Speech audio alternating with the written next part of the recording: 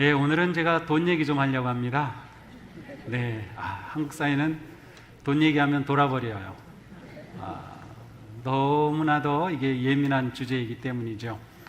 몇 해 전 EBS에서 방송한 내용 가운데 세계 여러 나라의 중산층에 관한 그러한 소개가 있었습니다. 근데 그 중에서 몇 나라 대표로 제가 보니까 이 영국에서는 누가 중산층인가 이렇게 정의 내립니다. 페어 플레이 하는 사람, 아주 공정한 그러한 삶을 사는 사람, 자신의 주장과 신념이 분명한 사람, 독선적으로 행동하지 않는 사람, 약자를 도와주고 강자에 대항하는 사람, 불의, 불평, 불법에 의연하게 대처하는 사람, 이러한 사람이 중산층이다라고 생각하고 있습니다. 미국에서는 어떨까요? 교과서에 중산층을 이렇게 정의합니다. 자신의 주장이 떳떳하며 사회적 약자를 도우며 부정과 불법에 저항하며 재밌게도 정기적으로 구독하는 비평 잡지가 있는 사람이라고 되어 있어요. 그러면 한국에서 중산층은 어떤 사람들일까? 직장인을 대상으로 물어봤어요.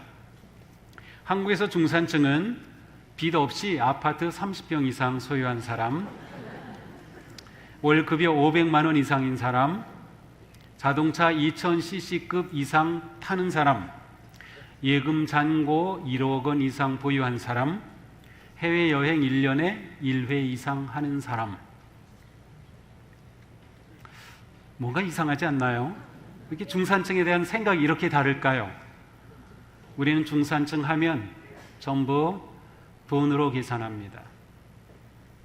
재물로 계산합니다. 이 정도 소유해야 중산층이라고 생각을 해요. 그런데 다른 나라들은 미국하고 영국뿐만이 아니에요. 다른 나라도 다 있는데 우리나라와 같은 것이 없었어요.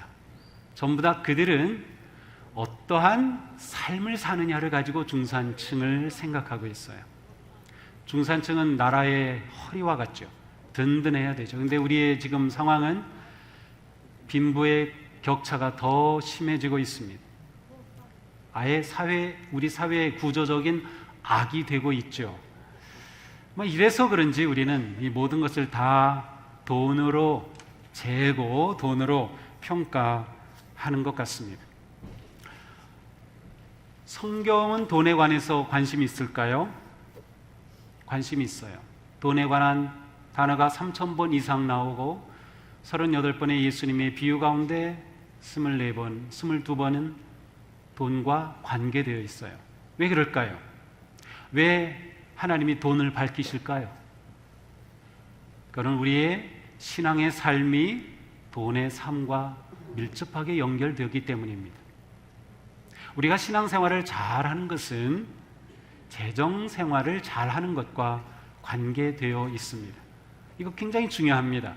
나 신앙생활 열심히 하면 되고 하나님이 다 그냥 공급해 주셔. 그러니 나는 신앙생활만 열심히 하면 돼. 그것은 좀 잘못된 생각이에요. 신앙생활을 열심히 하는 사람은 재정의 생활에 있어서도 열심히 해요. 이게 굉장히 중요해요. 하나님께서 우리에게 그렇게 말씀하고 계신 것이죠. 자, 돈을 생각하면 어떨까요? 성경의 돈이라고 하는 관점으로 볼 때 누가 복받은 사람이고 누가 복받지 못한 사람이 드러날까요? 돈이라고 하는 눈으로 볼 때 진정한 믿음의 사람, 훌륭한 믿음의 사람이 구분이 될까요? 돈으로는 구분이 안 됩니다. 아브라함, 의인 욥, 엄청난 갑부였습니다. 요즘으로 치면 엄청난 정말 기업의 CEO였죠. 그러나 성경에는 또한 말할 수 없는 고난과 가난과 역경과 박해와 핍박으로 살았던 훌륭한 믿음의 사람들도 있어요. 그러니까 돈이 많다, 이 사람 신앙적으로 성공했다. 돈이 없다, 이 사람 신앙적으로 실패했다라고 말할 수 없어요. 거꾸로 이 사람 돈 많아, 불의한 사람이야 라고 할 수도 없고 이 사람 가난해, 의로운 사람이야 라고 할 수도 없어요. 돈이 가치 판단의 기초가 표준이 될 수 없다는 거죠. 하나님 안에서 우리는 돈이 있을 수도 있고 없을 수도 있어요.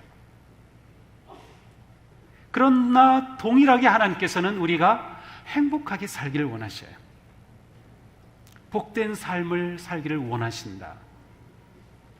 그러면 어떻게 우리가 이러한 복된 삶을 살아갈 수 있을까요? 오늘 말씀에서 사도 바울은 말합니다. 자족할 줄 아는 사람에게 경건이 큰 이득을 줍니다. 우리는 아무것도 세상에 가지고 오지 않았으므로 아무것도 가지고 떠나갈 수 없습니다. 우리는 먹을 것과 입을 것이 있으면 그것으로 만족해야 할 것입니다.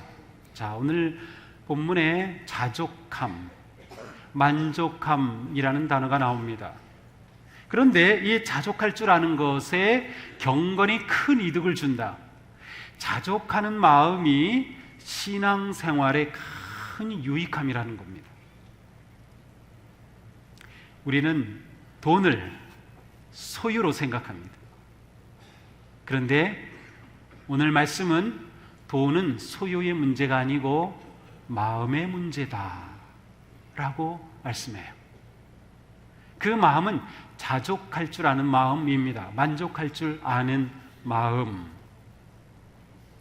히브리서에도 말씀합니다. 돈을 사랑함이 없이 살아야 하고 지금 내가 가지고 있는 것으로 만족해야 합니다. 왜 그렇습니까? 내가 결코 너를 떠나지도 않고 버리지도 않겠다고 주님께서 친히 말씀하셨기 때문입니다.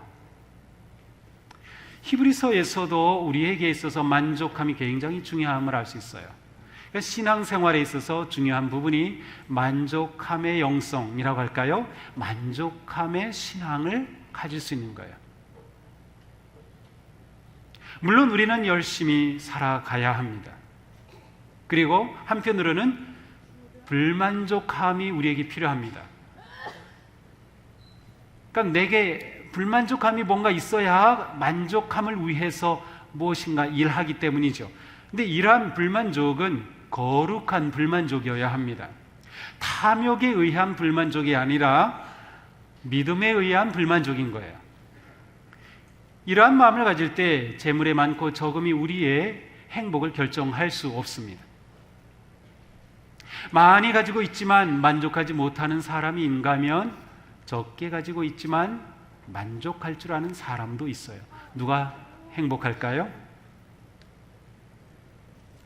그러나 돈에 관한 한 이상하게도 우리는 다 부족하다고 생각합니다. 혹시 이 중에서 지금 내가 가지고 있는 돈이면 충분합니다, 나는 돈 부족하지 않아요 하는 분 한번 손 들어보세요. 여기 이렇게 한번 들어보세요. 누가 볼 수도 있어요. 나는 지금 있는 거로 만족해요 하는 사람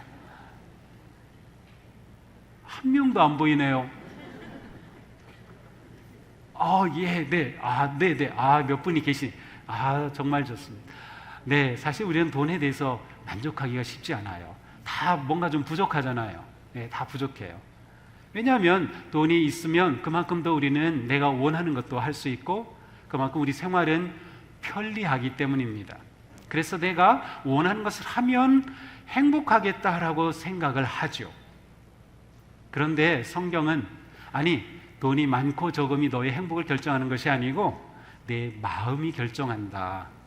내가 가지고 있는 것을 만족할 줄 안다고 하면 거기서부터 내가 복된 삶을 살 수 있다라고 말씀하고 있습니다. 돈은 성경에 대해 많이 말씀하고 성경에 대해 가르칩니다. 심지어 예수님께서는 가난한 자가 복이 있다, 의에 줄이고 목마른 자가 복이 있다, 애통하는 자가 복이 있다라고까지 말씀하셨어요. 진정한 복은 무엇인가 소유함에 있지 않음을 알 수 있어요. 사실 우리를 행복하게 해주는 것은 내가 뭐를 소유해서가 아니라 아마 소유해서 누리는 행복감은 잠깐일 겁니다. 우리에게 행복을 주는 건 뭘까요? 가만히 생각해 보면 관계입니다. 관계가 우리에게 행복을 줍니다. 우리가 성도라고 말하면, 그리스도인이라고 말할 때 무슨 관계가 우리에게 있는 거죠? 하나님과 나와의 관계가 우리에게 복인 거예요. 정말 내가 복 받기 원합니다. 우리는 복을 그렇게 좋아하고 여기저기에 복이라고 써붙이고 복이라는 말 하기를 좋아하는데, 일단 우리는 그리스도인이기 때문에 진정한 복이 뭔가부터 생각해야 합니다. 진정한 복이 뭘까요? 하나님과의 관계입니다. 하나님이 우리에게는 복입니다. 예수 그리스도가 우리에게는 복입니다. 이것이 분명해야 돼요. 재물은 뭘까요? 재물도 복이라고 할 수 있어요. 하나님께서 우리에게 주시는, 하나님을 경외하는 자에게 부요와 재물이 있으며 라고 시편은 123편에서는 그런 말씀을 해요. 재물도 하나님이 우리에게 주시는 복 가운데 하나라고 할 수 있어요. 그러나 우리에게 있어서 그 복이라고 할 수 있는 바로 그것은 하나님과 우리의 관계, 하나님께서 우리를 자녀 삼아 주시고 그리스도 예수 안에서 우리를 구속하여 주시고 천국의 놀라운 은혜를 약속하여 주시고 영원한 생명을 주신 그것이 우리에게는 복이에요. 그러니까 한마디로 우리는 복받은 사람이라고 할 수 있어요. 이게 긍정이 되어야 그래야 재물에 관한 말씀이 내게 들어옵니다. 이미 우리는 복을 받고 있어요. 그런데 우리는 이 세상 살아가기 위해서는 재물이 필요합니다. 그래서 우리는 재물을 얻기 위해서 일을 하는 거죠. 그런데 우리 사회의 문제는 뭐예요? 누구나 다 일을 하면 다 넉넉히 살 만큼 벌을 수 있어야 되는데 그러지 못한 것이 우리 사회의 문제잖아요. 그래서 빈부의 격차가 심해지는 거죠. 우리는 이러한 상황에서 곰곰이 생각해 봅니다. 재물은 나에게 무엇일까? 우리는 이러한 상황 가운데 신앙생활 하다 보면 꼭 필요한 것이 헌금입니다. 그래서 전도하다 보면 교회 가면 돈 내야 된다며요? 막 이렇게 노골적으로 얘기하는 사람도 있어요. 그리고 좀 다녔다가 안 나오는 사람들은 교회 가면 돈 얘기해서 자기 안 간다고. 실제로 조사에 의하면 성도들이 가장 듣기 싫어하는 게 돈 얘기입니다. 그런데 오늘 여러분들은 잘 듣고 계시네요. 듣기 싫은 분은 표정이 나타나거든요. 그런데 표정을 보니까 그래도 괜찮아요. 제 마음이. 한 분은 가만히 인상 쓰고 계신 것 같은데. 자, 돈에 대해서 우리가 좀 생각해 봐야죠. 자, 헌금을 한다. 도대체 우리에게 하는 헌금은 무엇일까요? 예수님은 말씀하셨어요. 내 보물이 있는 곳에 내 마음이 있다. 내 재물이 있는 곳에 내 마음이 있다. 거꾸로 우리의 마음이 있는 곳에 재물이 갑니다. 우리 부모들은 자녀가 잘 되기 위해서라면 아끼지 않죠. 빚내서라도 하죠. 왜? 자녀를 사랑하는 마음이 있으니까 거기에 재물이 가는 겁니다. 재물이 있는 곳에 또 우리의 마음이 가는 거죠. 자, 그렇다면 우리의 마음을 하나님께로 두기 위해서 가장 좋은 방법은 보물을 하나님께 드리는 겁니다. 거꾸로 우리는 하나님을 사랑하기 때문에 우리는 헌금을 하는 것입니다. 레위기 17장에 말씀하셔요. 이것은 11조에 관한 말씀입니다. 땅의 10분의 1고 땅의 곡식 나무의 과실 그 10분의 1은 여호와의 것이니 여호와께 성물이라.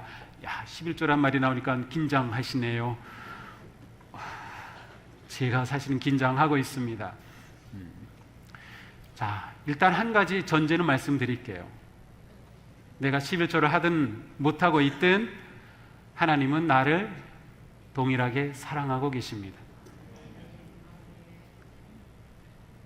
이게 더 중요합니다. 내가 11조를 했든 안 했든 하나님은 나를 사랑하고 계신다. 하나님은 11조를 조건으로 우리를 사랑하신 게 아니라 하나님이 우리를 사랑하셨기 때문에 우리가 헌금하는 거예요. 자, 그런데 11조는 무엇일까요? 이렇게 생각하죠. 성경에 보니까 이 세상의 모든 것이 다 하나님의 것이라고 했습니다. 이 세상에 있는 모든 것, 나라까지도 다 하나님의 것. 그렇다면 재물도 하나님의 것, 우리 존재 자체도 하나님의 것입니다. 자, 모든 것의 주인이 하나님이신데 하나님께서 우리에게 모든 것을 베풀어 주셨어요. 이것이 우리의 믿음이 아닌가요? 하나님이 나에게 주셨다. 우리가 이것을 하나님의 사랑과 은혜라고 고백하지 않나요? 저는 기도할 때마다 하나님이 주신 게 너무나도 놀라움을 느낍니다. 우리에게 아름다운 교회도 주시고 아름다운 자연도 주시고 날아다니는 새를 봐도 너무도 아름답고 다 우리를 위해서 하나님이 주신 거예요. 하나님이 천지창조하신 이야기를 보면 왜 사람을 맨 마지막에 만드셨을까요? 그 사람들이 살기 위한 최선의 환경을 준비해 놓으신 거예요. 선물로 주신 겁니다. 우리가 하나님의 선물 없이 어떻게 살아갈까요? 우리가 살기 위해 정말로 필요한 것? 숨을 쉬어야 되죠. 공기값 냈어요? 안 냈잖아요. 그러면서 하나님의 은혜를 모른다고요? 오늘 해가 뜨는 것, 해 뜨기 위해서 내가 조금이라도 힘 보탠 거 있나요? 사실 우리가 살아가는데 필요한 모든 것을 하나님이 주셔요. 뿐만 아니라 우리가 지금 가지고 있는 것까지도 하나님이 주신 것이다. 이런 믿음 있지 않으세요? 하나님이 주신 것이다. 자, 그렇다면 11조는 무엇을 말씀하신 걸까요? 그래, 내가 너희들에게 이렇게 주었는데 너희가 나를 사랑한다고 하는 너의 마음을 내게 좀 보여줘. 그래서 그 중에 내 몫을 주면 좋겠다. 그것이 10분의 1이야 라고 말씀하신 것이죠. 10분의 1은 하나님의 몫입니다. 하나님의 몫이다. 얼마나 감사한지 몰라요. 하나님이 반은 내 거야 라고 했으면 저는 큰일 날 뻔했어요. 하나님의 명령이니 지키지 않을 수도 없고 해야 되는데 하나님 얼마나 너그러우신지 몰라요. 하나 내 거야, 너 9개. 그래서 우리는 재물을 가지고 살아가는 믿음의 삶이 재물과 연결되어 있습니다. 이렇게 하나님께 드림은 하나님에 대한 우리의 감사의 표현이고 우리의 믿음의 표현이고 사랑의 표현입니다. 사랑하는 사람에게는 아깝지 않죠. 내가 좋아하는 무엇에는 아깝지 않죠. 내가 무언가를 하려고 하는데 아까워. 그러면 그건 진짜로 좋아하는 게 아니에요. 그래서 자기가 좋아하는 그 무엇을 해서는 다 투자를 해요. 한국 사람들은 그 좋아하는 것도 유행을 따라가요. 그래가지고 누가 뭐 좋다고 다 그거 사더라고요. 근데 사놓고서는 별로 쓰지 않은 것들도 많아요. 우리의 재정 생활에는 무엇인가 신앙이 필요하고 일종의 철학이 필요한 것 같습니다. 우리가 헌금은 또한 하나님께 드리는 거룩한 투자입니다. 성경에 이러한 말씀이 있어요. 적게 심는 사람은 적게 거두고 많이 심는 사람 많이 거둔다. 그 말은 심은 대로 거둔다는 거예요. 이 세상은 심은 대로 거두지 않습니다. 불로소득하는 사람들도 있고요, 열심히 심었지만 못 거두는 경우도 있어요. 그런데 하나님께서는 심은 대로 거두게 해주시겠다. 우리가 헌금을 하는 것은 거룩한 투자와 같아요. 하나님께 드림은 너무도 아름다운 것이죠. 우리가 이렇게 드릴 때 그것은 하나님께 드리는 것으로만 끝나는 것이 아니라 동시에 이웃과 나누며 이웃 사랑하는 실천이 됩니다. 우리 교회도 많은 사역들이 있어요. 다음 세대를 키우기 위한 사역도 있어요. 이웃을 위한 봉사와 헌신의 사역도 있어요. 이 모든 것들이 우리의 헌금을 통해서 이루어지죠. 올해도 우리가 얼마나 열심히 했는지 우리가 계획한 사역이 이루어지지 못한 게 하나도 없어요. 다 이루어졌어요. 우리 정말 대단한 사람들이에요. 우리의 헌신 정말 놀라운 그런 교회입니다. 저는 정말 친구 목사들 만나가면 우리 교회 자랑합니다. 우리 교회 성도님들은 정말 헌금 생활을 헌신적으로 하고 계시다고. 우리 가운데 누가 대단한 부자 있어요? 없잖아요. 다 우리는 똑같은 개미 군단인데 그런데 우리가 이 위대한 일들을 해내고 있단 말이죠. 사실 우리는 우리 자신에 대해서 자부심을 가질 수 있어요. 마땅히 가져야 돼요. 우리의 드림은 이처럼 놀라운 의미를 가지고 있습니다. 자, 우리가 어떻게 재정 생활을 바르게 할까? 첫째로 우리는 무엇보다 열심히 일해야 합니다. 신앙생활 한다고 일을 게을리하는 것은 옳지 않습니다. 열심히 일하고 열심히 벌어야 합니다. 많이 벌면 나쁘다 그런 거 없습니다. 우리가 벌 수 있는 한 열심히 일해서 벌어야 합니다. 마땅하게 일한 대가를 받아야 합니다. 그렇게 우리는 살아가야 하죠. 열심히 일하고 돈을 버는 거죠. 데살로니가후서에도 말씀합니다. 일하기 싫어하는 사람은 먹지도 말라. 일하기 싫어하는 사람은 먹지도 말라. 열심히 일하는 것이, 그것이 신앙생활이에요. 우리의 직장생활, 우리의 기업, 우리가 아르바이트 하는 것 다 그것이 신앙생활입니다. 그것이 신앙생활이기 때문에 그렇게 얻은 소득을 하나님께 구별하여서 우리의 삶으로 드리는 것입니다. 자, 우리는 열심히 일할 뿐만 아니라 일하면 소득을 얻습니다. 그 수입에 맞춰 살아가는 지혜가 필요합니다. 수입에 맞춰야 돼요. 유행 따라가면 안 됩니다. 한국 사회는 굉장히 비교하고 경쟁하는 사회입니다. 그러니까 외국에 한번 갔다 와 보면 이러한 것들을 잘 할 수 있어요. 외국 사람들은 옷 입는 것도 그렇게 신경 쓰지 않아요. 그냥 자기가 입으면 그 옷이 자기 마음에 들면 됩니다. 다른 사람이 나를 어떻게 보든 그거 전혀 신경 쓰지 않아요. 물론 다른 사람에게 좀 불편함을 줄 그러한 복장은 안 되겠지만 유행이 있는지 없는지 모를 정도입니다. 근데 우리나라는 너무도 유행이 심해요. 저도 하다못해 그런 거 신경을 안 쓰는데도 할 수 없어가지고 바지 길이를 줄였어요. 너무나 좀 짧게들 입어가지고 저번에는 줄였더니 너무 많이 줄여가지고 깡충 올라와가지고 성도님들이 또 저보고 목사님 바지 이상하다고. 뭐 짧으면 어떠고 길면 어때, 또 그만큼 관심이 있는 거죠.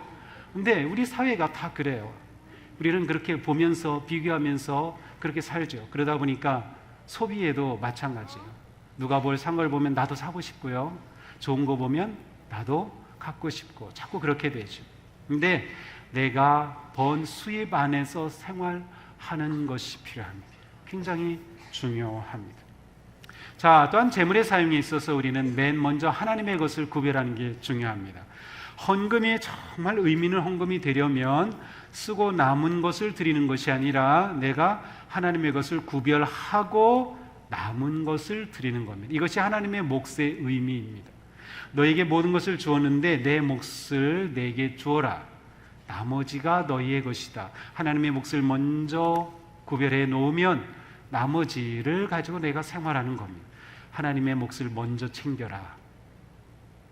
내 몫을 챙기는 것보다 하나님의 몫을 먼저 챙겨라. 자, 또한 우리는 충동구매를 피해야 합니다.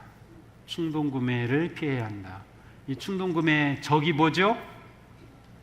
홈쇼핑입니다. 아이고, 홈쇼핑 보면 사고 싶은 게 왜 이렇게 많은지 꼭 나보고 하는 말 같아요. 어쩌면 내가 필요한 거 그렇게 잘하는지. 가끔 보면은 정말 야, 저거 쓰면 편리하겠다. 얼마 전에도 그건 주방용품인데 거기에서 착착 가니까는 채가 그냥 다 이쁘게 썰어지고 뭐 막 착착착착 하니까는 마늘이 그냥 순식간에 막 다져지고 야, 내 아내를 사주고 싶더라고요. 그런데 그거 사주면 또 더 일을 할 것 같아서 제가 정말 보면은 사고 싶은 게 너무 많아요. 그런데 이 충동구매를 피해야 합니다. 신용카드 사용도 자제해야 합니다. 내가 조절할 수 없다고 하면 신용카드가 편리한 점이 있어요. 현금을 가지고 다니지 않기 때문에 아주 편리하죠. 그런데 신용카드는 사는 순간 것이 빚입니다. 일단은 빚입니다. 내가 이것을 조절할 수 없다고 하면 신용카드는 다 잘라버리세요. 그리고 체크카드를 쓰시면 돼요. 그러나 내가 잘 조절할 수 있다 하시는 분은 신용카드 사용해도 괜찮아요. 거기 포인트도 있잖아요. 내가 소비하는 내 모습을 좀 이렇게 돌아보는 게 필요하다라는 뜻입니다. 무엇보다 우리의 소비는 지출을 계획해서 하는 것이 필요합니다. 지출을 계획하라. 내가 얼마 수입이면 이 중에 얼마를 어디에 쓰고 어디에 쓸까 하는 것을 계획하는 것입니다. 설령 계획대로 되지 않더라도 계획해야 합니다. 한번 계획해 보세요. 굉장히 중요합니다. 그리고 그 계획 안에는 반드시 저축과 은퇴를 위한 저축 부분을 생각해 두셔야 됩니다. 아유, 무슨 소리예요? 지금 있는 거 쓰는 것 가지고도 모자라 죽겠는데 무슨 저축이에요? 그래도 네, 저축이 필요해요. 왜냐하면 그러한 습관이 필요합니다. 습관이 필요합니다. 사실 제가 이런 설교를 할 때 다 한 1,000만 원씩 나눠드리면서 설교하면은 제 마음이 편할 텐데, 사실 우리 삶이 빠듯하죠. 우리 살림이 넉넉한 사람이 우리 가운데 어디 있겠어요? 다 빠듯합니다. 하지만 이런 생활하면서도 우리가 한 해 동안 정말 헌금 생활도 잘 하셨어요. 하나님께서 우리 동수교회 성도님들 보며 너무 대견해 하실 것 같아요. 저는 그렇게 생각을 해요. 우리가 재물도 하나님이 주신 것이다 라는 믿음이 있다면 바르게, 거룩하게, 규모 있게 사용할 줄 아는 습관도 필요합니다. 자, 우리의 재정의 삶을 한번 돌아보면서 하나님께 기쁨으로 드릴 뿐만 아니라 또한 하나님께서 우리에게 열매로 주실 것을 기대하시고, 그리고 하나님께서 주신 것을 믿음으로 잘 관리할 수 있는 선한 일에 사용하고 하나님의 뜻을 위해 사용할 수 있는, 그리고 하나님께서 우리를 위해서 사용하라고 아홉을 남겨주셨으니까 우리 자신을 위해서도 사용해야 됩니다. 내가 공부하는 것을 위해서도 쓰고 여행하는 것을 위해서도 쓰고요. 그리고 한 가지, 성지순례를 위해서도 저축해 보시면 좋겠어요. 성지순례를 위해서 한 달에 5만 원, 10만 원 저축하면 3년이면 성지순례 다녀올 수 있어요. 평생에 한 번은 그래도 성지순례 다녀오면 정말 은혜롭지 않을까요? 왜냐하면 이번에 제가 기대 이상의 은혜로운 그러한 성지순례를 경험했기 때문에 그래요. 그래서 제가 자신 있게 부탁드립니다. 그렇다고 꼭 그것 때문에 빚지지는 마세요. 있는 안에서 해야 되니까. 그렇습니다. 올 한 해 힘들었지만 그래도 이렇게 잘 살아오셨죠? 그래요. 네. 먹을 것이 있고 입을 것이 있으면 넉넉할 줄 알고 감사하고 만족할 줄 알라 하셨으니, 오늘 우리는 올해 한 해도 하나님께서 우리에게 주신 것 생각하면서 하나님께 감사하는 마음이 넘치면 좋겠어요. 그리고 하나님을 향해 우리의 삶을 드리고 우리의 재능을 드리고 우리의 시간도 드리고 우리의 재물도 드리면서 정말 이 믿음의 삶이 힘차게 멋있게 기쁨이 넘치는 그러한 복된 삶이 되기를 주님의 이름으로 축복합니다. 기도하겠습니다.